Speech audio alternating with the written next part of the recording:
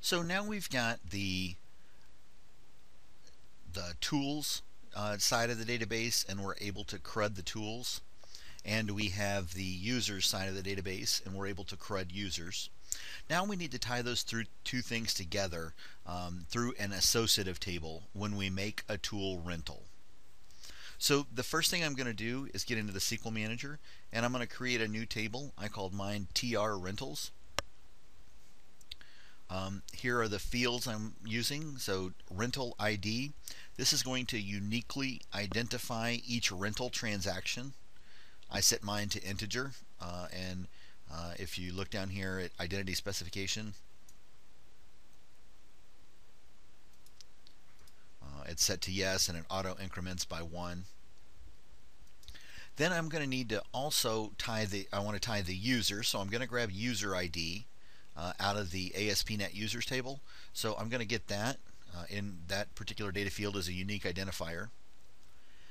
I'm going to grab the tool ID so I can uniquely identify the tool from my tools table, and it is a data type integer.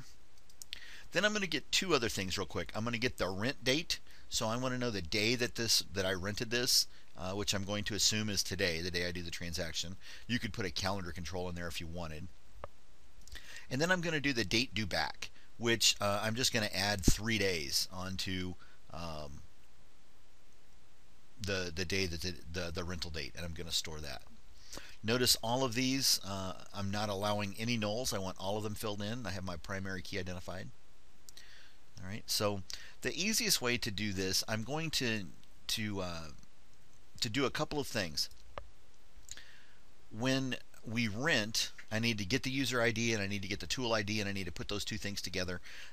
After this table is populated, I need to get into the tools table and change the tool availability to no, from yes to no when I rent. So now when somebody else comes along and they're looking for this particular chop saw or compound miter saw, they'll see that the availability is no. It's not available. So I'm writing into two different tables, rentals and tools. The easiest way to do that is probably with the stored procedure. And if you would like to do a new stored procedure, you get under programmability here. Your first option here is stored procedures. You can expand that. You can right click it, new stored procedure. I'm going to get rid of all the stuff that's in the template there, and I'm going to just cut and paste my own in there. So rent tool, and I'll explain to you what I'm doing here in just a second.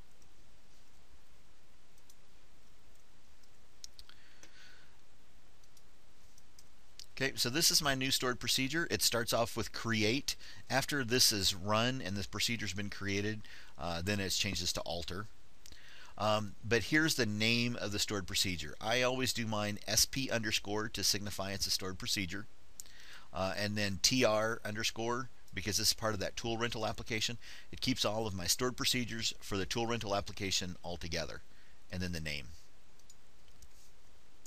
I'm going to pass some variables into the stored procedure, so I need to get username. And if you look when we get into the ASP, you'll see this. The user ID is that really long character. There's not an easy way to identify the user, so I'm just going to go by username. And then based off the username, I'll grab the user ID. I'll show you where I do that here in a minute. But we would have to think about this if we were actually trying to implement this this program more. So if the users had a card with a barcode on it, then we would want to be able to scan that barcode or whatever and be able to look them up quickly. That user ID is just so long, that unique identifier. I chose username. Tool ID, all right, this is assuming there's some kind of an asset ID that's stuck onto the tool, so when they bring it up to the front, I can look down and see, okay, this is drill number 4, or this is saw number 15, or whatever the case may be.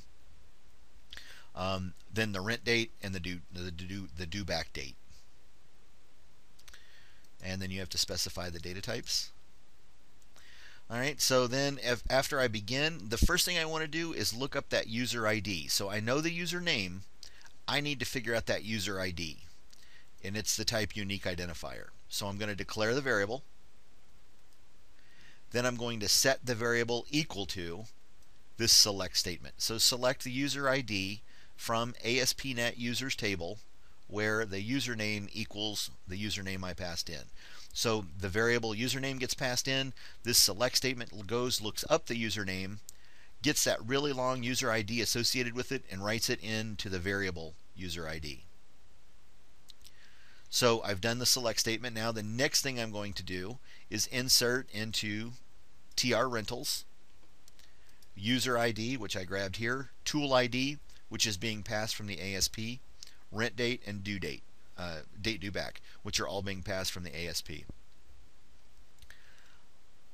I want to insert, so these are the tables in the rentals.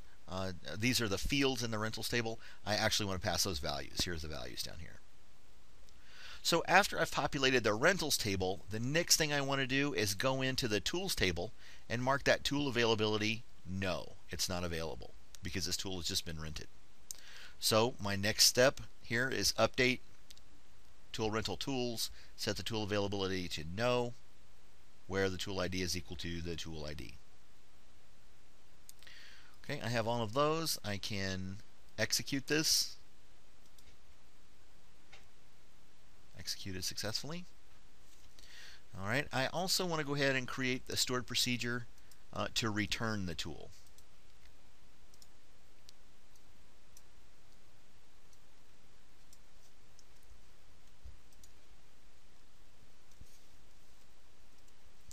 So I'm going to create the procedure, stored procedure underscore tool rental underscore tool return. So this is the customer has brought this tool back in, and we need to take it. We need to get rid of that record out of the rentals table.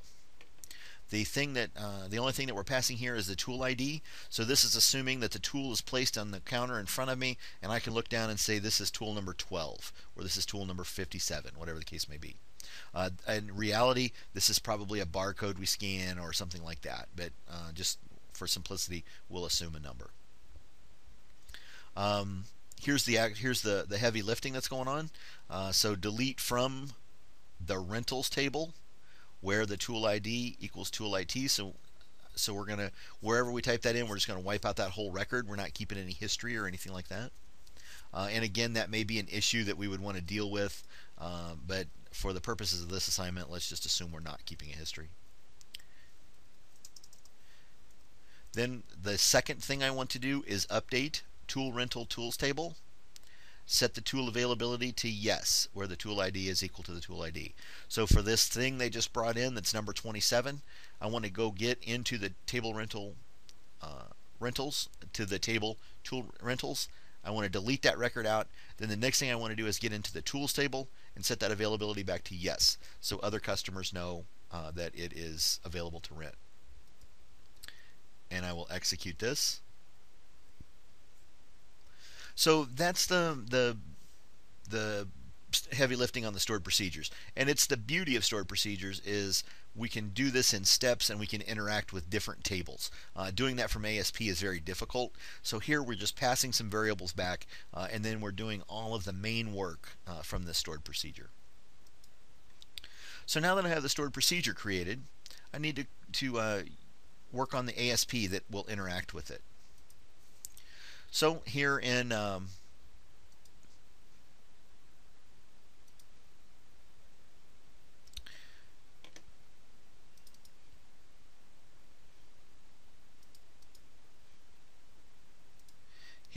Visual Web Developer, I have created some new files. The first file that I'm going to create is RentTool. So I want to be able to, this is where we're going to go, where the salesperson is going to go. We're in the sales directory. This is where the salesperson is going to go to actually rent the tool to a customer. I also have ViewAllRentals. And if you look at ViewAllRentals, it is simply a grid view. That grid view is tied to this data source. And this data source, let's look at the source of it here. This data source is just a select statement, so I'm just getting all this information out of the table rental. So basically I'm just watching to see when a new rental goes into the table rental. So rent tool, Rent tool is going to look like this. It's very simple. There's just two text boxes and a Rent tool button. No data sources or anything like that. Then in the Rent tool code behind, first thing I need to do is import the SQL client because I'm going to be interacting with the SQL server directly. So that needs to go at the very top before any other subroutines. My subroutine is button rent click. So the way I created this subroutine was just come back here, double click that Rent tool button.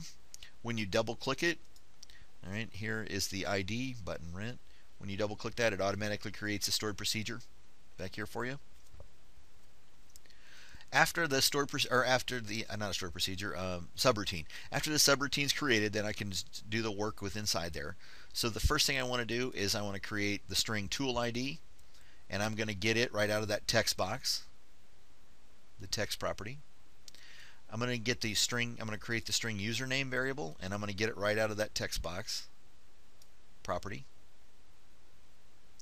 Then I'm going to create the string rent date. And I'm setting it as the type date time, and I'm setting it to date time now, to what it is, what's the time right now. The next thing I'm going to do is the DateDueBack. It's also a date time. I'm using the DateAdd method here. I'm incrementing the days by 3, starting with today.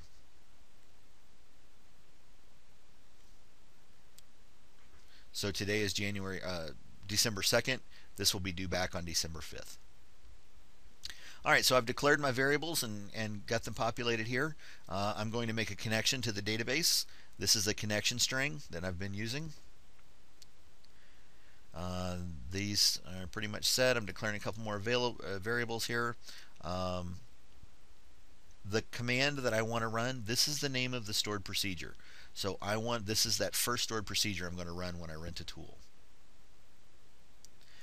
Into the stored procedure, I need to pass variables. I need to pass the variable username. I need to pass the variable tool ID, the variable rent date, and the variable DateDueBack. So these 4 variables are getting passed into the stored procedure.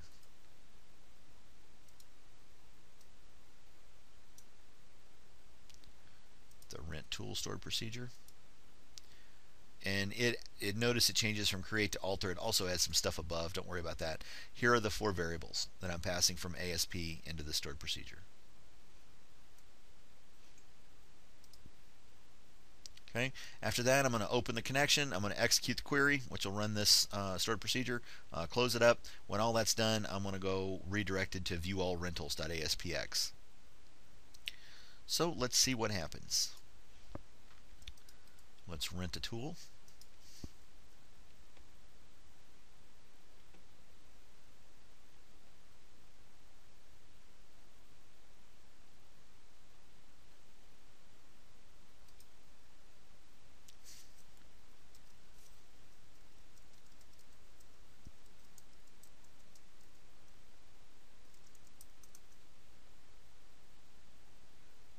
Okay, so I want to rent a tool. I'm going to pick a username. If I don't have a username, I can look them up under View All Customers. I can select Mike Missouri.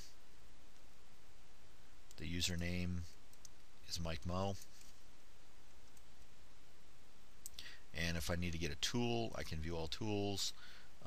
It looks like tool ID number 1 is still available.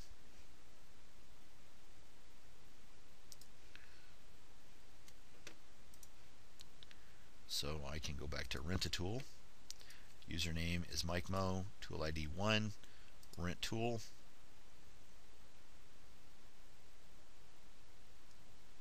And it looks like I have an error.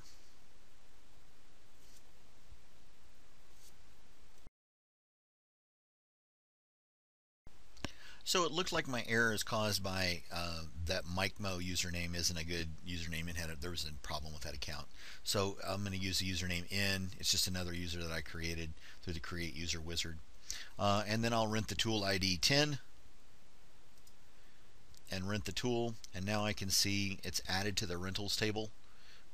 The rental ID is 11, so that uniquely identifies this record. Here's the unique identifier for the user ID. There's a unique identifier for the tool ID. Rent date, I'm grabbing that. It's the date time now. And then I've added 3 days for the due date. Okay, so this seems to be working well. Let me go ahead and add another one. Let me go ahead and rent one more to the same user.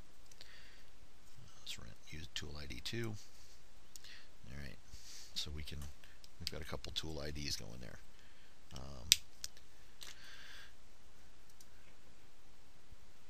If I go look at the ViewAllTools, I should see tool ID 2, which is the one I just rented, has been set to no, and 10, which I rented, has been set to no, as well as a couple, another one in there that was rented out.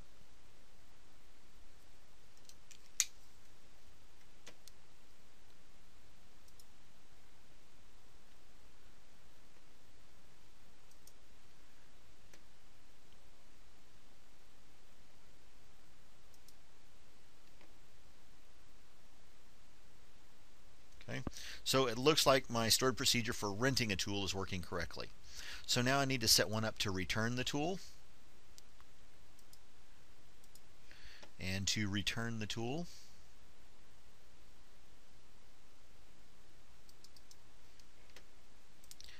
I'm just simply have a text box here. I can put some text in front of it. From the source.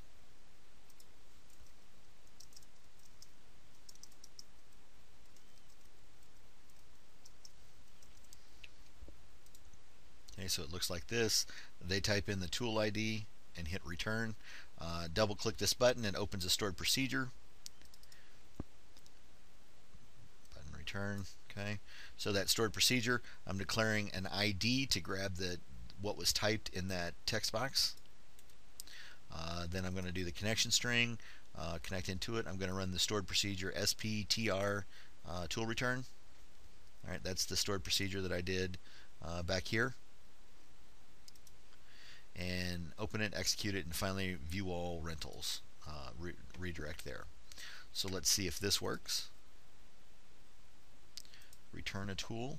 I had just checked out ID 2, so let's return it, and tool ID 2 is gone now. Okay, so return tools, ViewAllTools working well.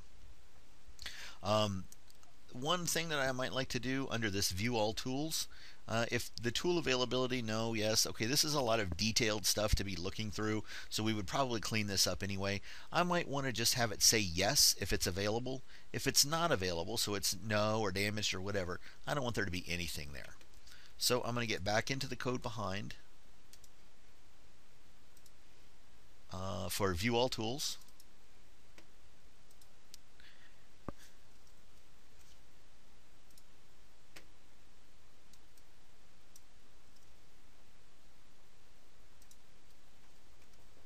For the grid view 1, row data bound, all right, if I click here, I can do it, I can declare it up here, grid view 1, row data bound. So when I get within there, I'm going to look at the actual rows, and I'm going to count cells, and I start counting with 0. So when I look at the ViewAllTools, get it in its design, I can see that I have row 0, 1, 2, 3, 4, 5, 6, 7, 8. So tool availability is specified in row 8 because I started counting with 0. So if I come back here, enter this command, I set to cell 8. I want to interrogate cell 8. And if cell 8 says no, it's not available, then I want to just set it to blank. If cell 8, so under availability, it says damaged, then I want to set it to blank. I'll save this. So now let's look at ViewAllTools again real quick.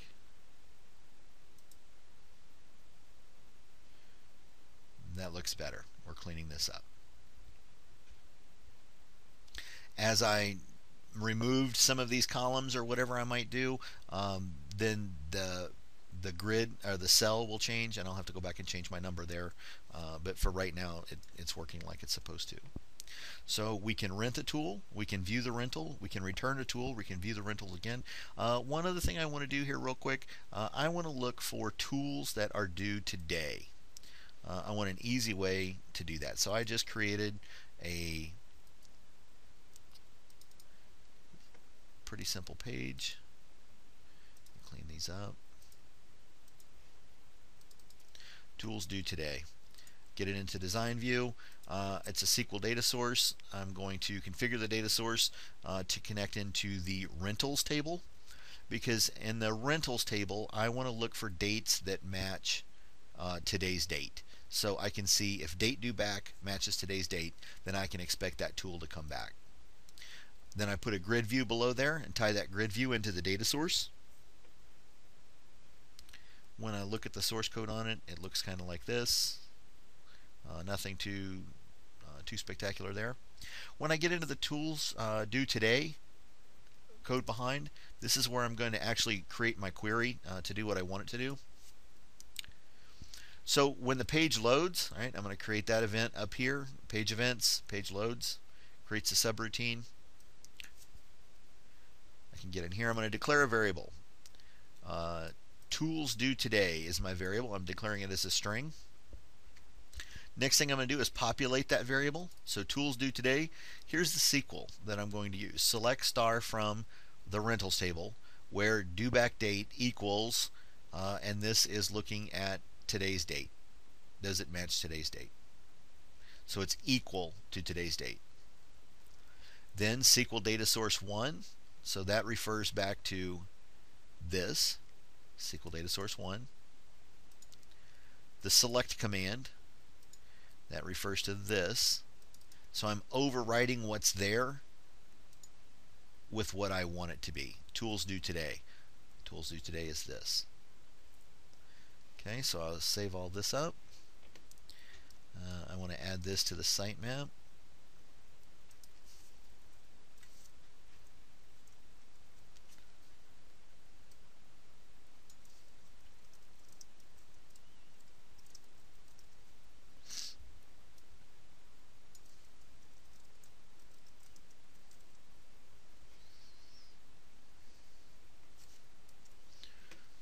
Okay, let's see if this shows tools that are due today.